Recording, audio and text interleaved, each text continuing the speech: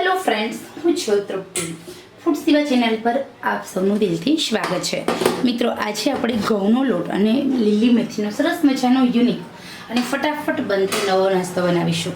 આ નાસ્તો 2 થી 3 દિવસ સુધી સારો પણ રહે છે અને સાથે સાથે ખાવામાં મજા પણ આવે છે.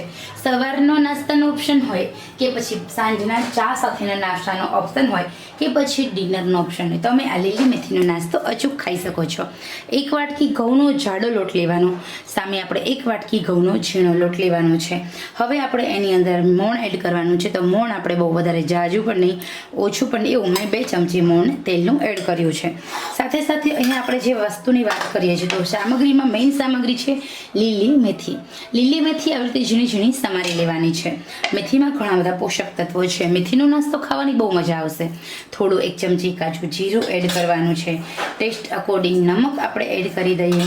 સાથે સાથે થોડી હળદર એડ કરી દઈશું. અહીંયા મેં અડધી ચમચી હળદર એડ કરી છે. તો એ ઉપરાંત આપણે લાલ મરચું ઉમેરી દઈએ.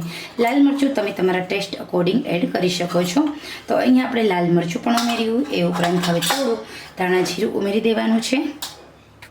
તો અહીંયા આપણે લાઇટ ગઈ છે, થોડું અંધારું થયું છે. કદાચ તમને લોકોને પરેશાની થશે, કારણ કે તો આપણો વિડીયો કન્ટિન્યુ આપણે ચાલુ રાખીએ. તમારો સૌનો સાથ સહકાર મને જોઈએ.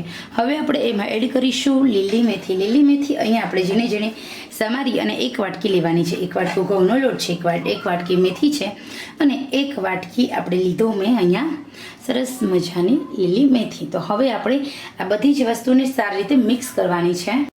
તો અમારે અહીંયા એવરી સેટરડે લાઇટનો કાપ હોય છે. તો મને થયું કે લાઇટ નહીં જાય આજે. હવે શું છે કે ચોમાસું શરૂ થઈ ગયું છે, તો હું વિડીયો બનાવું ફટાફટ, પરંતુ છે લાઇટ ગઈ છે. તો તમે પ્લીઝ સહકાર આપજો. લાઇટ તો 5 કલાકનો કાપ હોય છે. આપણો વિડીયો ખરેખર અધૂરો એટલું બધું ના રાખી શકાય. તો હવે અહીંયા થોડું પાણી એડ કરતા જશું અને લોટને બાંધતા જશું. અહીંયા આપણે ભાખરી જેવો જાડો લોટ બાંધવાનો. ઓકે, ભાખરી કરતાં સહેજ આમ તો ઢીલો હોય ને તો ચાલશે, પરંતુ લોટ આપણે ભાખરી જેવો જ બાંધવાનો છે. તો આપણે એકદમ સરસ મજાનો આ નાસ્તો છે ને હલાવી લેવાનો છે. લોટને બાંધી લઈએ આપણે અને સરસ મજાનો લોટ રેડી કરીશું.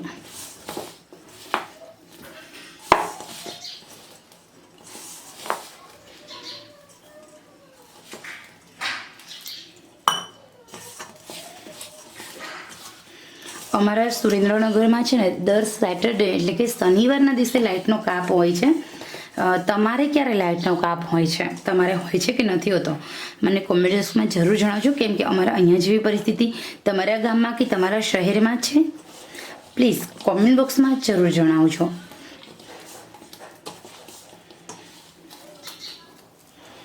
તો અહીંયા આપણે ધીમે ધીમે કરી અને સરસ મજાનો લોટને બાંધવાનો છે. પરોઠાના લોટ કરતાં કઠણ અને ભાખરીના લોટ કરતાં ઠંડો એવો અહીંયા સરસ મજાનો આપણો નાસ્તા માટેનો લોટ બંધાઈ ગયો છે. હવે આનું કરવાનું છે શું? તો આ જે નાસ્તા માટેનો લોટ આપણે બાંધીને રેડી કર્યો છે, એ લોટમાંથી આપણે સરસ મજાના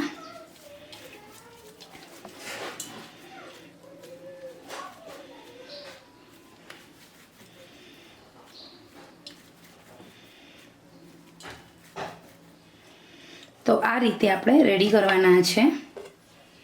ઓકે, તો ચલો પહેલાં આપણે નાસ્તો બનાવવા માટેના રૂલ્સ રેડી કરીએ.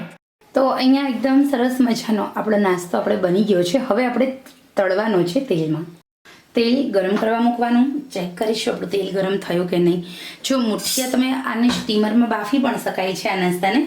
ઘઉંનો જાડો લોટ લીધો છે એટલે, પરંતુ તમારી પાસે એવો ટાઈમ નથી બાફવાનો. 15 થી 20 મિનિટ થઈ જાય વરાળે બાફતા. તો તમે આવી રીતે ફટાફટ આ નાસ્તો, અને બીજું કે બાફેલો જે નાસ્તો છે એ કરતાં આ નાસ્તો ખાવામાં બહુ મજા આવે છે અને આ નાસ્તો લાંબા સમય સુધી સારો પણ રહે છે. બાફેલી વસ્તુ છે, વરાળે બાફેલી હશે તો કદાચ એ બીજા દિવસે સારી નહીં હોય, પરંતુ આને જે આ નાસ્તો છે તેમાં 2 થી 3 દિવસ સુધી સારો પણ રહે છે, ક્રિસ્પી રહે છે અને ખાવામાં બહુ મજા આવે છે. તો હવે આપણે મીડિયમ આંચે તળી લેવાનું છે. એકદમ ગેસની આંચ મીડિયમ રાખવાની છે. 4 થી 5 મિનિટનો ટાઈમ લાગશે આપણે આ નાસ્તાને તળવા દેવામાં.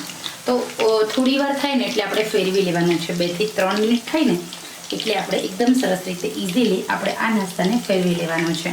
તો ખરેખર ઘઉંનો લોટ અને લીલી મેથીનો આ નવો નાસ્તો તમે અચૂક ટ્રાય કરો.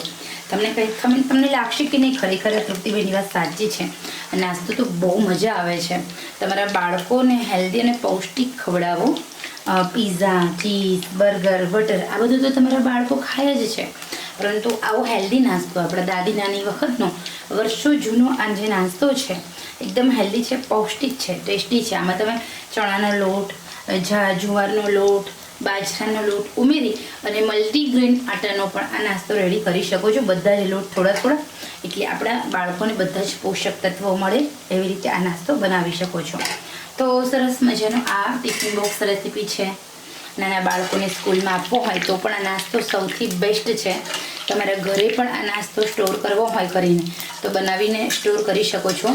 સાથે સાથે તમારે પિકનિક પર લઈ જવું તો પણ તમે આ નાસ્તો લઈ જઈ શકો છો. આ નાસ્તો ચા સાથે, કોફી સાથે કે પછી ચટણી સાથે બહુ સરસ લાગે છે. તો અહીંયા આપણે થોડોક ફેરવી લેવાનો છે અને 3-4 મિનિટ સુધી આમ જ આપણે ચડવા દઈએ. તો હવે 3 થી 4 મિનિટનો ટાઈમ થઈ ગયો છે. બનીને રેડી છે આપણો સરસ મજાનો એકદમ યુનિક અને ટેસ્ટી નાસ્તો. તો આ નાસ્તો આવી રીતે આપણે તળી અને પછી સર્વ કરીશું.